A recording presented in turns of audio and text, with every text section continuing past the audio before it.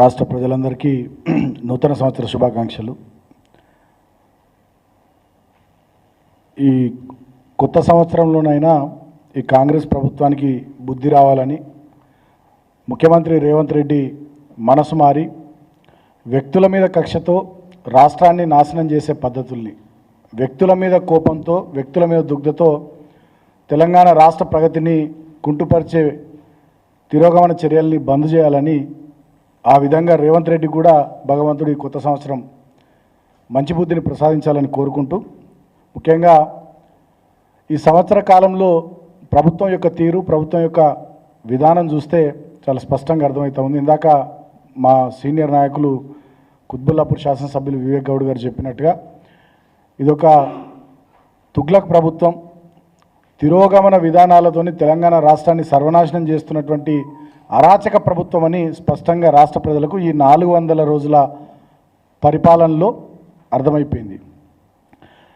ఆనాడు ఎన్నికల సందర్భంలో ఇట్లా పేపర్లకు పెద్ద పెద్ద ప్రకటనలు ఇచ్చి 6 గ్యారంటీలు అని చెప్పి ఆనాడు సిఎల్పి నాయకులుగా ఉన్నటువంటి బట్టి గారు, పిసిసి ప్రెసిడెంట్గా ఉన్నటువంటి రేవంత్ రెడ్డి గారు సంతకాలు పెట్టి మరీ 6 గ్యారంటీలకు సంబంధించి ఇంటింటికి ప్రచారం చేసి అధికారంలోకి వచ్చినాక కనీసం 6 గ్యారంటీని కూడా అమలు చేయకుండా 400 రోజుల పాటు కేవలం అటెన్షన్ డైవర్షన్ మీద, ప్రతిపక్షాల మీద బురద జల్లుడు మీద, గత ప్రభుత్వం యొక్క విధానాల మీద కమిషన్లు వేసి అడ్డగోలు దుష్ప్రచారాలతోని కాలాన్ని వెళ్ళదీసిరే తప్ప ఇప్పటి వరకు రైతులకు పూర్తిస్థాయి రుణమాఫీ చేయలే, రైతాంగానికి రైతు భరోసా ఇస్తామని చెప్పి వాళ్ళు ఏదైతే మాటిచ్చిర్రో ఎకరానికి 15,000 అది చేయలే, వ్యవసాయ కూలీలకు 12,000 ఇస్తామన్నారు అది చేయలే, వరి పంటకు 500 బోనస్ ఇస్తామన్నారు దాన్ని బోగస్ చేసిర్రు.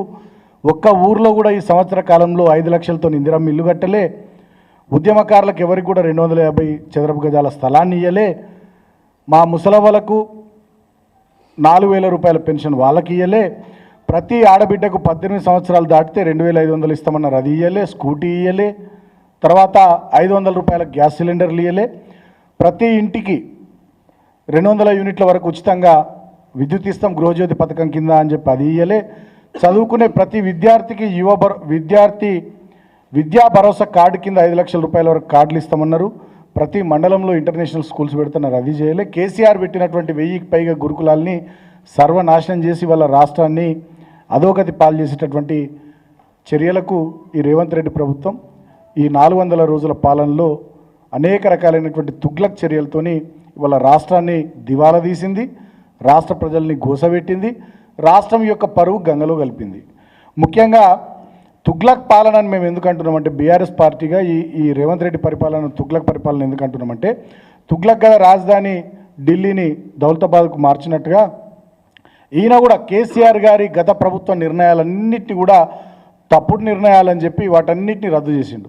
మెట్రో మేము గతంలో ప్రతి ఎగ్జిస్టింగ్ మెట్రో పాయింట్ నుంచి ఓఆర్ఆర్ వరకు, తర్వాత ఓఆర్ఆర్ చుట్టూ ఇట్లా మెట్రోను పొడిగించాలని చెప్పి నిర్ణయం తీసుకున్నాం. ఈయన వచ్చిన తర్వాత ఆ నిర్ణయాలన్నింటినీ క్యాబినెట్ నిర్ణయాలు రద్దు చేసిండు. ఫస్ట్.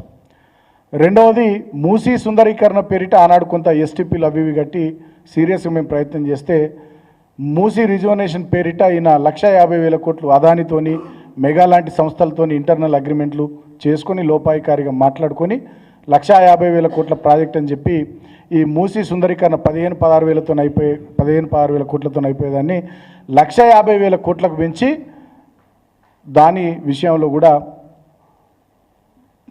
ఇంకో తప్పు చేసిండు. అదేవిధంగా గతంలో ఫార్మాసిటీ ముచ్చర్ల దగ్గర వేలాది ఎకరాలు అప్పటి ప్రభుత్వం సేకరిస్తే గతంలో మా కేసీఆర్ గారు చైనాకు పోయి వచ్చి చైనాలో ఏ స్థాయిలోనైతే ఫార్మాసిటీల నిర్మాణం జరిగిందో ఆ స్థాయిలో హైదరాబాద్ భవిష్యత్తులో ఇప్పటికే పెద్ద ఎత్తున ఇక్కడ జినోమ్ వ్యాలీ ఉంది.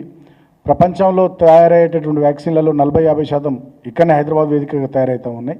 ఫార్మా హబ్గా హైదరాబాద్ను తీర్చిదిద్దాలని వారు నిర్ణయం తీసుకొని ఫార్మాసిటీని అక్కడ ఏర్పాటు చేస్తే దాన్ని కూడా 4th ఎస్టేట్ సిటీ అని చెప్పి వాళ్ళ 4 బ్రదర్స్ కోసం దాన్ని మార్చేసే ఇంకో ప్రయత్నం చేసి గతంలో కేసీఆర్ గారు నేను ఆనాడు పెద్దపల్లి పార్లమెంట్ సభ్యుడిగా ఎంపీ ఉన్నప్పుడు అధికారం వచ్చిన కొత్తలోనే ఓఆర్ఆర్కు అవతలగా RRR రావాల్సినటువంటి అవసరం ఉంది.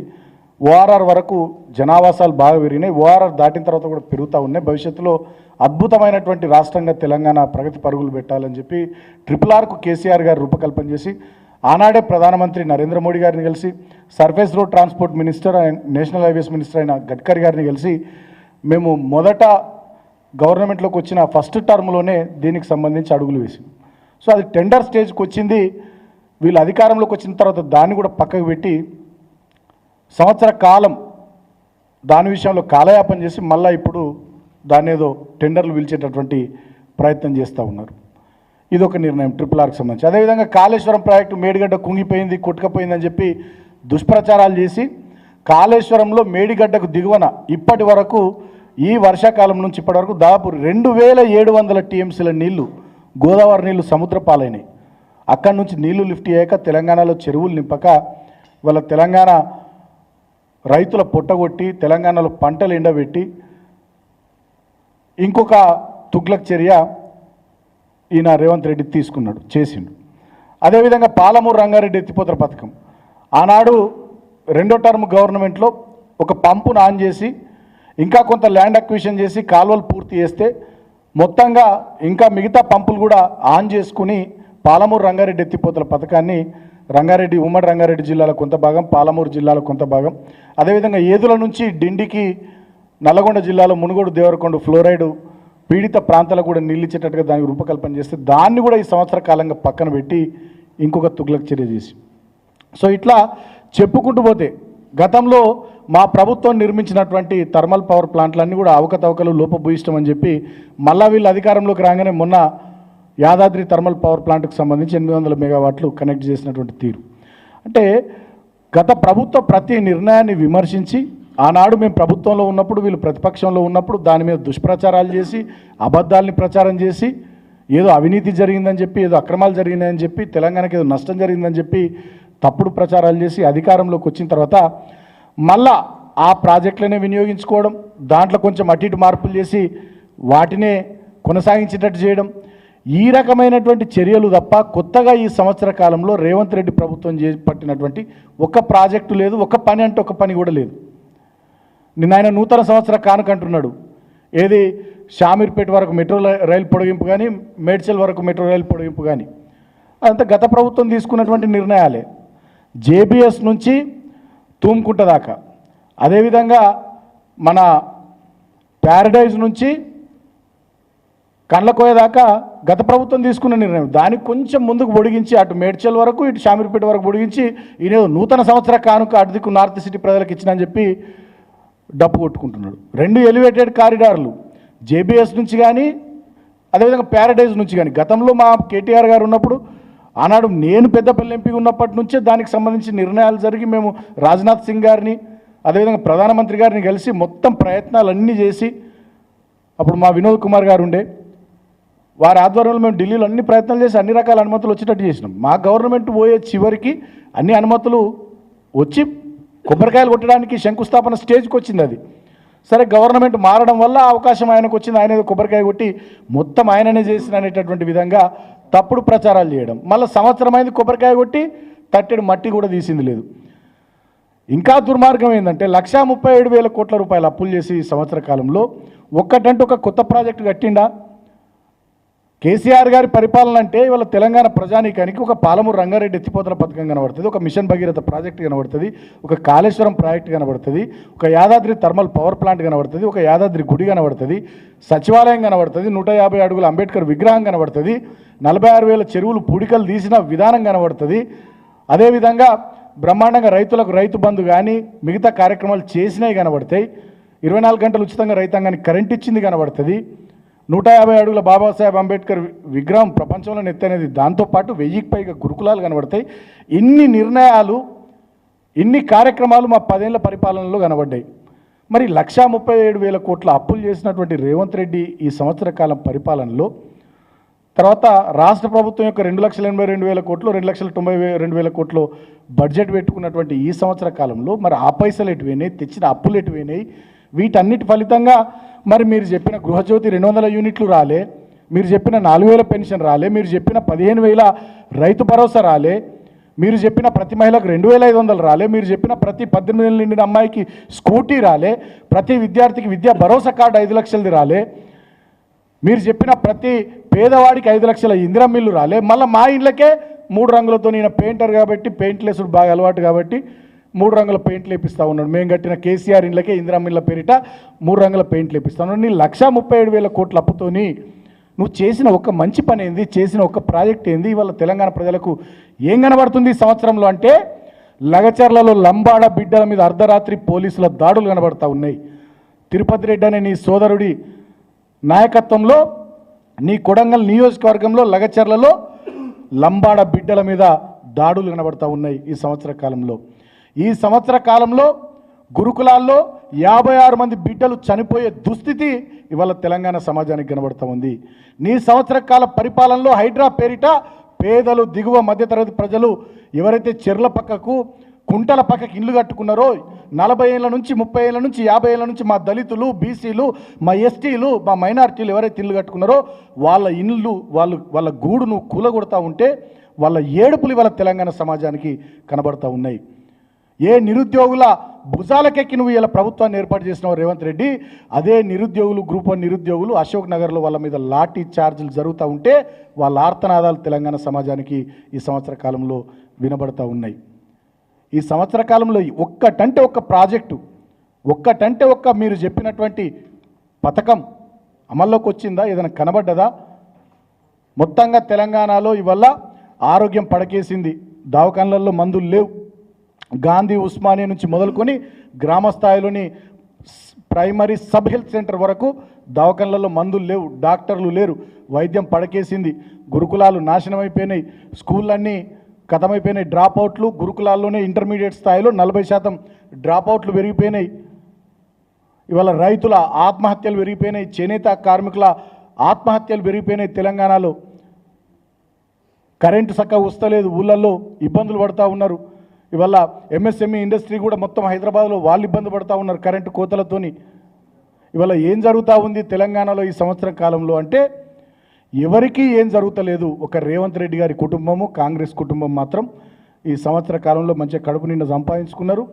రాబోయే 7, 8, 9, 10 తరాల వరకు కూడా కూర్చొని తిన్న అరగనంత రేవంత్ అంటే మేము రవ్వంత అని విమర్శించేది, ఇవాళ రవ్వంత కాదు, ఆయన కొండంత అయిపోయాడు. అంత సంపాదించుకున్నాడు, బాగా సంపాదించుకున్నాడు. అడ్డగోలు అక్రమాలు, అడ్డగోలు అవినీతి కార్యక్రమాలతో ఇవాళ రవంత్ రెడ్డిలాగా ఉన్నటువంటి రేవంత్ రెడ్డి ముఖ్యమంత్రి అయిన సంవత్సర కాలంలో తెలంగాణ ప్రజలకు ఒక ప్రాజెక్టు రాలే, ఒక సంక్షేమ కార్యక్రమం అమలు కాలే. కానీ ఈ రవంత్ రెడ్డి మాత్రం కొండంత రెడ్డి అయిండు.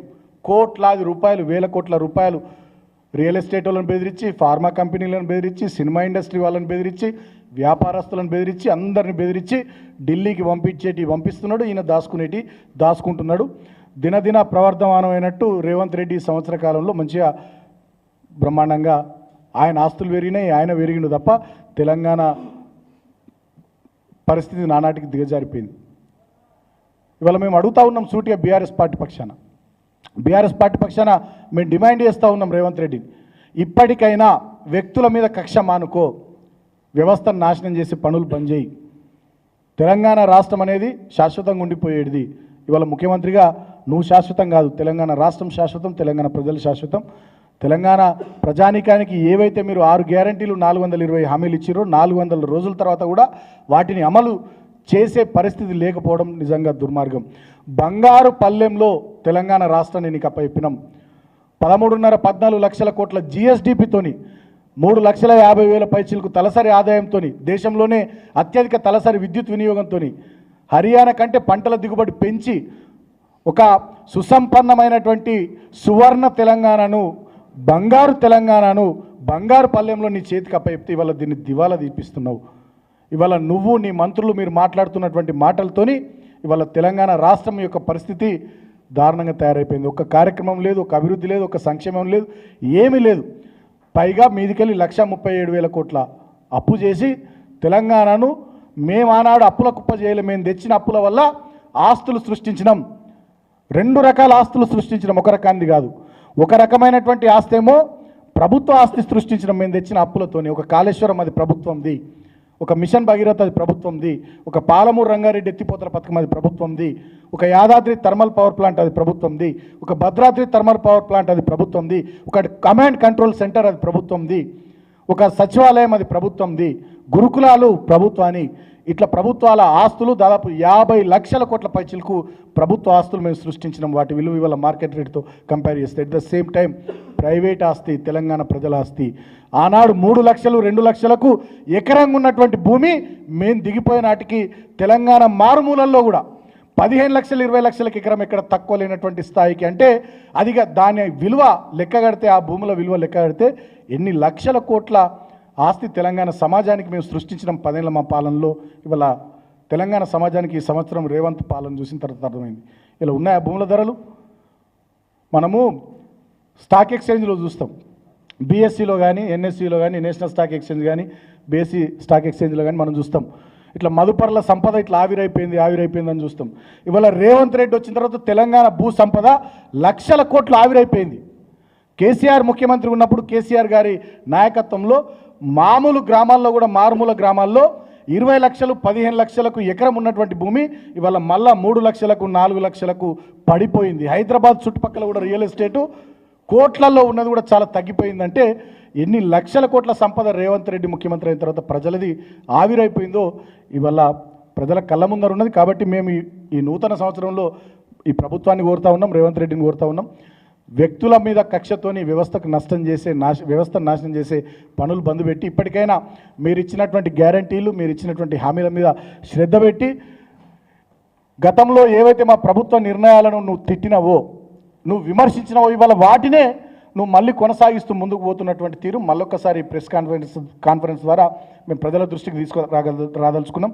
అది మెట్రో ప్రాజెక్ట్ అయినా, RRR ప్రాజెక్ట్ అయినా, అదేవిధంగా ఫార్మాసిటీ ప్రాజెక్ట్ అయినా, తర్వాత కాళేశ్వరం కూలిపోయింది కుంగిపోయింది అన్న కాళేశ్వరం ప్రాజెక్టులోని అంతర్భాగమైనటువంటి కొండపోచమ్మ సాగర్ నుంచి మేము ఆనాడు హైదరాబాద్కు 20 టీఎంసీల త్రాగునీరు తేవాలనుకున్నాం. నువ్వేం చేస్తున్నావు? ఇలా దాన్ని కొంచెం అటు పెంచి వెనుకకెళ్ళి మల్లన్న సాగర్ నుంచి ఇవాళ నీళ్లు తీసుకొచ్చేటటువంటి ప్రయత్నం చేస్తూ ఉన్నాం. మరి కాళేశ్వరం లేకపోతే మల్లన్న సాగర్ ఎక్కడిది, కొండపోచమ్మ సాగర్ ఎక్కడిది? సో ఇవాళ నువ్వే నీ చర్యల ద్వారా కాళేశ్వరం ప్రాజెక్టు సుభిక్షంగా ఉందని చెప్పి చెప్తా ఉన్నాం. అదేవిధంగా ఇవాళని ఒక ప్రముఖ దినపత్రికలు వాళ్ళు రాపిచ్చిండ్రు. ఏం రాపిచ్చిర్రు? ఏదుల రిజర్వాయర్ నుంచి డిండి రిజర్వాయర్కి నీళ్ళని తరలించే ప్రాజెక్టు పనులు మొదలు పెడతాం. గతంలో 55-60% పూర్తయినాయి, మిగిలిపోయిన పనులు మొదలు పెడతాం. మరి పాలమూరు రంగారెడ్డి ప్రాజెక్టు మేము కట్టకపోతే నువ్వు ఈ పని ఎట్లా చేస్తావు? డిండి ప్రాజెక్టు పనులు 55-60% మేము కంప్లీట్ చేసినామని ఇవాళ నువ్వే ఒక పేపర్లో రాపిచ్చారు కదా సీఎంఓ. మరి మేము డిండి ప్రాజెక్టు పనే మొదలు పెట్టలేమంటివి నువ్వు. ఆ మధ్య దేవరకొండ, మునుగోడు, నల్లగొండల్లో ప్రచారం చేసుకుంటే ఎన్నికల సందర్భంలో. అంటే ఆనాడు మేము పనిచేసినాం, పాలమూరు రంగారెడ్డి ఎత్తిపోతలైనా డిండి అయినా అని ఇవాళ నువ్వే నీ చర్య ద్వారా నిరూపిస్తూ ఉన్నావు. యాదాద్రి థర్మల్ పవర్ ప్రాజెక్టు, దాంట్లో అవినీతి జరిగింది, అవకతవకలు జరిగినాయి, అవి అన్నావు. మొన్న మీ బట్టి గారు, మీ మంత్రులే 800 మెగావాట్ల ప్రాజెక్టును సింక్రనైజ్ చేశారు, మీ అధికారులంతా కూడా కలిసి. అంటే మరి నిజంగానే దాంట్లో అన్యాయం, అక్రమం జరిగి ఉంటే మీరు ఎందుకు ఓపెన్ చేసిర్రు? మీరు ఎందుకు 800 మెగావాట్లు సింక్రనైజ్ చేసిర్రు? ఇట్లా చెప్పుకుంటూ పోతే చాలా కార్యక్రమాలు గతంలో మీరు తప్పనే ఇవాళ వాటిని కొనసాగిస్తూ ఉన్నారు. కానీ దీంట్లో కూడా చాలా లొసుగులు ఉన్నాయి, చాలా తప్పులు ఉన్నాయి. వాటిని సరిదిద్దుకోవాలి, మార్చుకోవాలి. ఇందాక మా ఎమ్మెల్యే గారు చెప్పినట్టు రాయదుర్గం నుంచి శంషాబాద్కు మెట్రో పునరుద్ధరించాలి డెఫినెట్గా. ఎందుకంటే అది ఐటీ ఏరియా, అందరికీ ఉపయోగపడేటటువంటి ఏరియా. 10 లక్షల పైచిలకు మంది ఐటీ ఎంప్లాయీస్ ఆ ఏరియాలో ఉంటారు. ఆ వెస్ట్ హైదరాబాద్ నుంచి శంషాబాద్ ఎయిర్పోర్ట్కు చాలామంది పోతారు. కాబట్టి ఆ ఏరియాకు సంబంధించినటువంటి మెట్రో ప్రాజెక్టును పునరుద్ధరించాలని చెప్పి ఈ రాష్ట్ర ప్రభుత్వాన్ని మేము డిమాండ్ చేస్తూ, ఈ కొత్త సంవత్సరమైన పేదల ఇండ్లు కూల్చే హైడ్రా లాంటి దిక్కుమాలిన పనులు ఆపాలని కోరుతా ఉన్నాం. ఈ కొత్త సంవత్సరంలోనైనా అదాని లాంటి దొంగలతోని, కార్పొరేట్ గద్దలతోని ఒప్పందాలు చేసుకొని మెగా లాంటి పిచ్చి కంపెనీలతోని, పనికిమాలిన కంపెనీలతోని ఇంటర్నల్ అగ్రిమెంట్లు చేసుకొని ఆ మూసీలో ఉన్నటువంటి, మూసీ పరివాహక ప్రాంతంలో ఉన్నటువంటి 3 లక్షల మంది పేదల్ని రోడ్డు మీద వాడేసే ఆ పిచ్చి మూసీ ప్రాజెక్టును ఆపాలే. అదాని కోసమో, మెగా కృష్ణారెడ్డి కోసమో నువ్వు చేస్తున్నటువంటి ఆ పిచ్చి పనిని కూడా ఆపాలని చెప్పి కొత్త సంవత్సరం మేము డిమాండ్ చేస్తూ ఉన్నాం. RRRలో అలైన్మెంట్ మార్చి 1000 కోట్లు దొబ్బి తినాలనే ఏదైతే మీరు కుట్ర చేస్తూ ఉన్నారో అటువంటి తప్పుడు పనుల్ని ఆపాలని కోరుతూ ఉన్నాం. తర్వాత ఇక హైదరాబాద్కు తలమానికంగా ఉన్నటువంటి వివిధ వర్గాలు, వివిధ ఇండస్ట్రీలు, అది సినిమా ఇండస్ట్రీ కావచ్చు, ఫార్మా ఇండస్ట్రీ కావచ్చు, రియల్ ఎస్టేట్ రంగం కావచ్చు, మిగతా ఏ రంగమైనా కావచ్చు, ఐటీ రంగం కావచ్చు, వాళ్ళందరినీ బెదిరించుడు, వాళ్ళందరినీ దబాయిచ్చుడు, ఇటువంటి చిల్లర ప్రయత్నాలు మానుకొని పరిపాలన మీద ఈ కొత్త సంవత్సరం శ్రద్ధ పెట్టాలని, మీరు చెప్పినటువంటి గ్యారంటీలు, హామీలు వీటిని నెరవేర్చే ప్రయత్నం చేయాలని చెప్పి ఈ సందర్భంగా ముఖ్యమంత్రి రేవంత్ రెడ్డి గారిని, కాంగ్రెస్ ప్రభుత్వాన్ని డిమాండ్ చేస్తూ ఉన్నాం. Thank you.